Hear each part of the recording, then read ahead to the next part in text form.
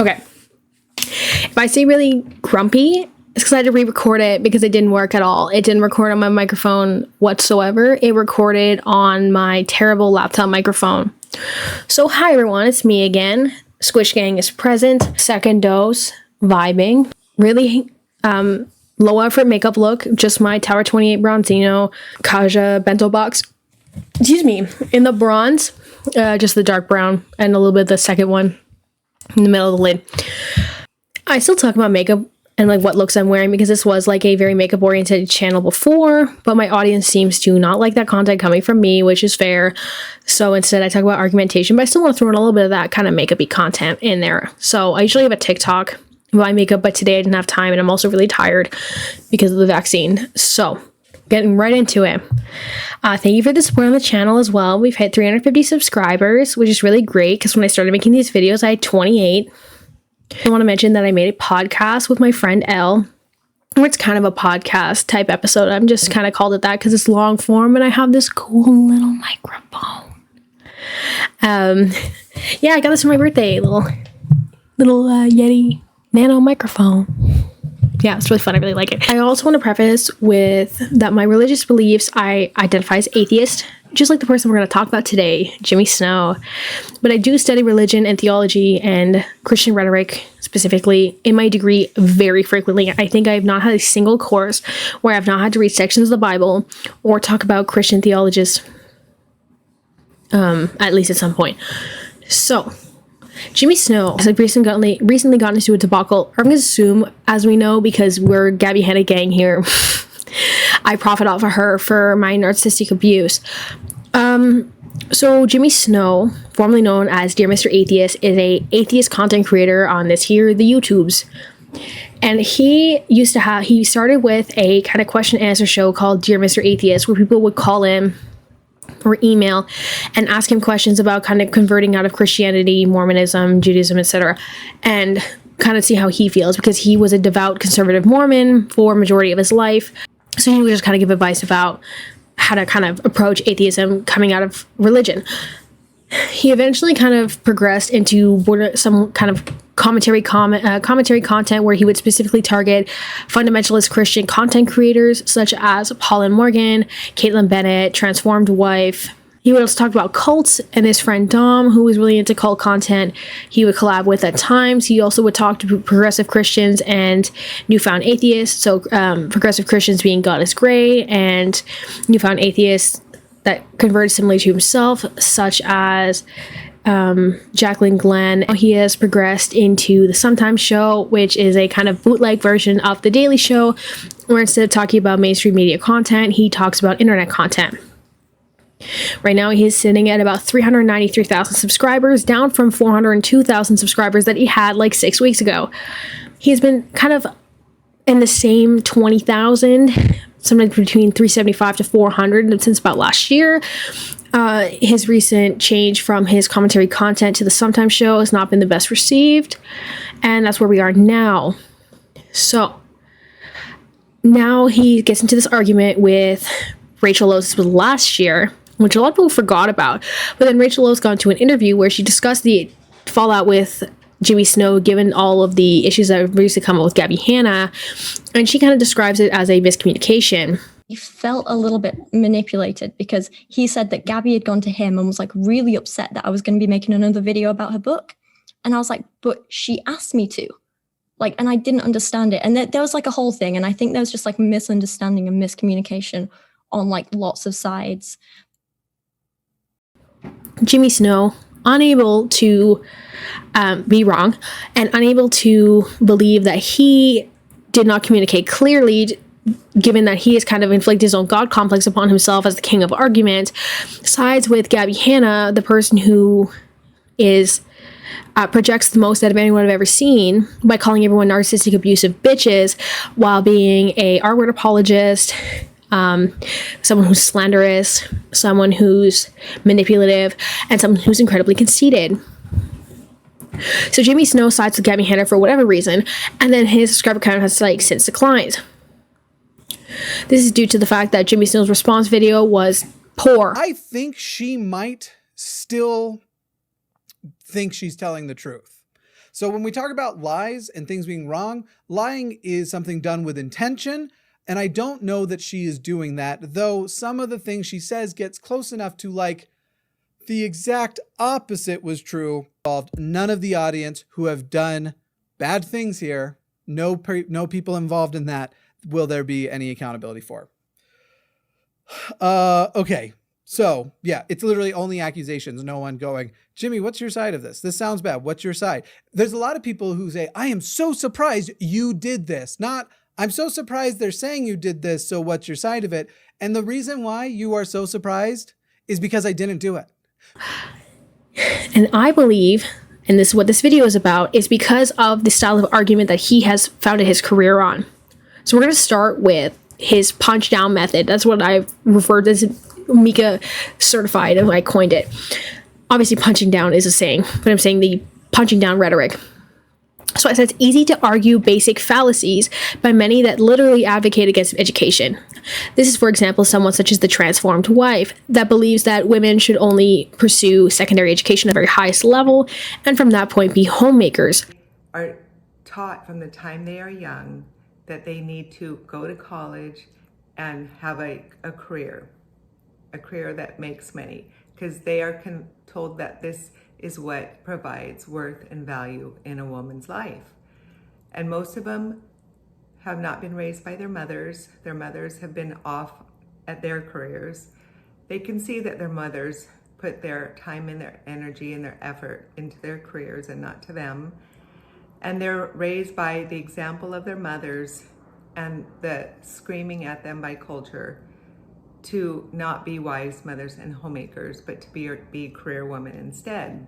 So for someone that has not bothered, the transformed wife, I mean, to develop any sort of argumentative skill, will of course be someone who's easy to attack with argumentative tactic. Someone who is aware of rhetoric, who's aware of argument, who's aware of what it takes to defend one's stance, will be better at forming an argument than someone who doesn't even believe in college. And I'm not saying that someone who didn't go to college is necessarily not as smart as someone who went to college. But in college, you tend to learn, at least at some point, how to defend your point more concretely than you ever learned in high school.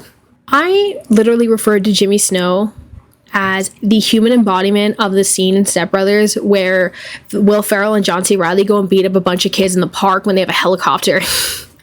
So Jimmy Snow is utilizing these bizarre defense tactics that he has with this education that he's garnered and the studying that he's done to make a fool out of people who argue based on out-of-date conservative fundamentalist views, who argue with plea to emotion, plea to authority usually being God, or if you're Paul, because you're a man. And with people who just don't know how to form a proper point, except for Ben Shapiro, who went to Harvard somehow.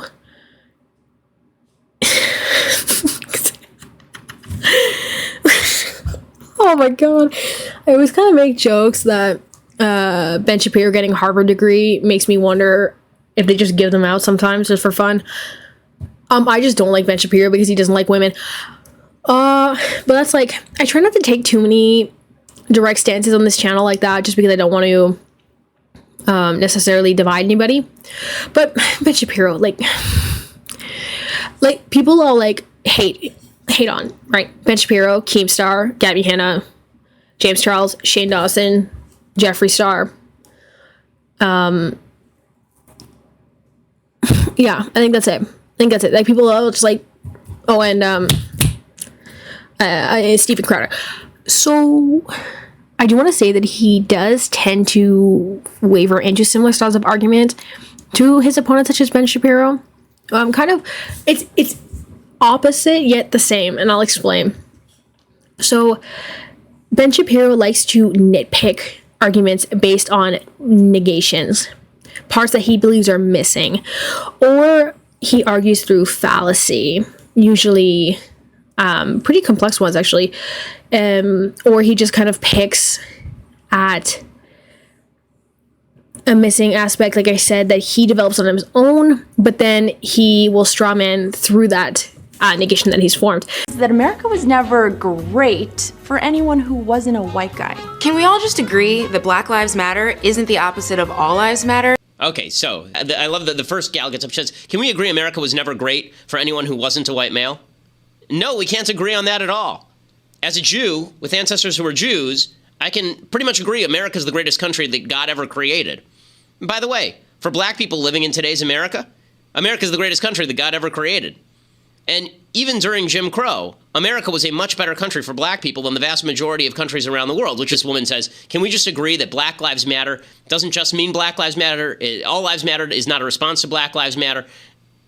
No, because the entire Black Lives Matter movement is predicated on the notion that black lives are specifically under different assault than other lives in the United States by white people, and that is not true. And then I do love the fact that where they go next in this MTV video is they say, Black Lives Matter, All Lives Matter is not a proper response to Black Lives Matter, because of course all lives matter, but we're just talking about black lives now. And then the next thing they say is that not all lives matter.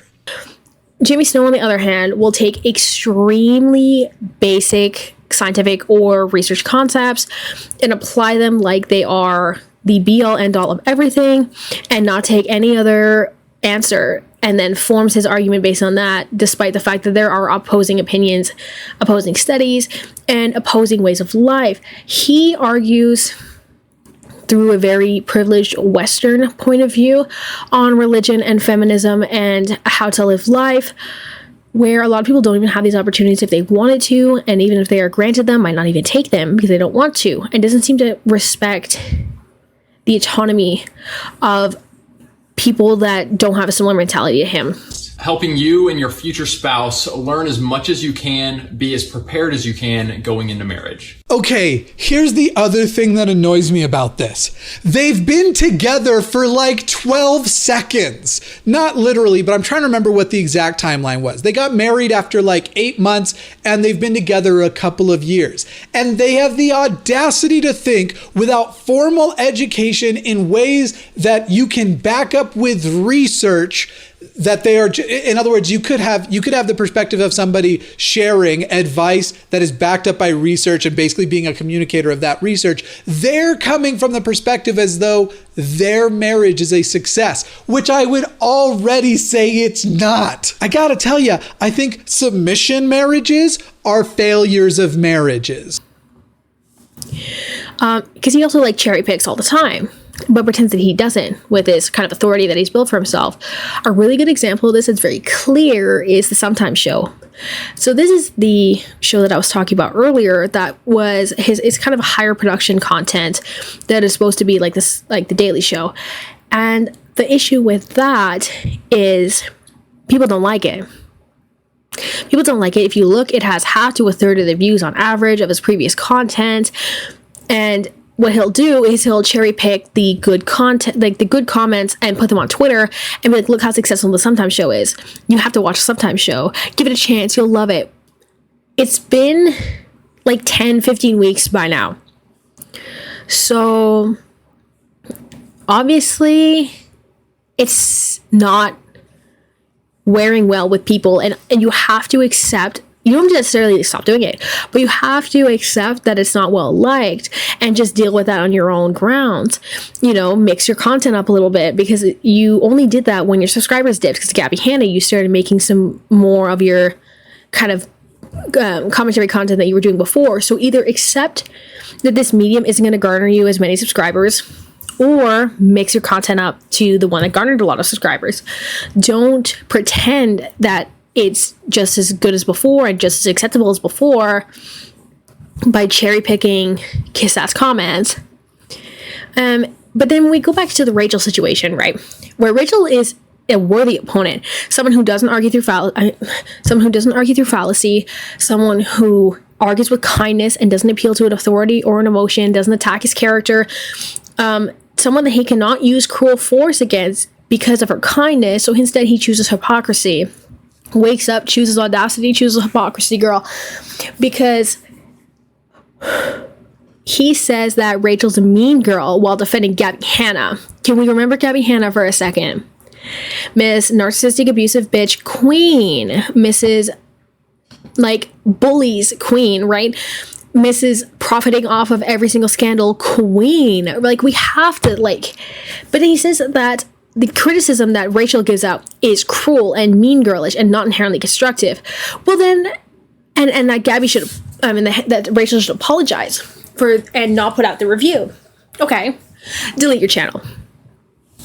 If the problem is being cruel to people that you think are wrong because Rachel thinks, someone who's passionate about poetry, that Gabbie Hanna is just trying to profit off of the market and is trying to produce work that's not inherently artistic, but claim herself as the head of all that is artistic, then you can't pick on people like Paul and Morgan like you're doing now. You're not constructive when you call Paul a douchebag, right?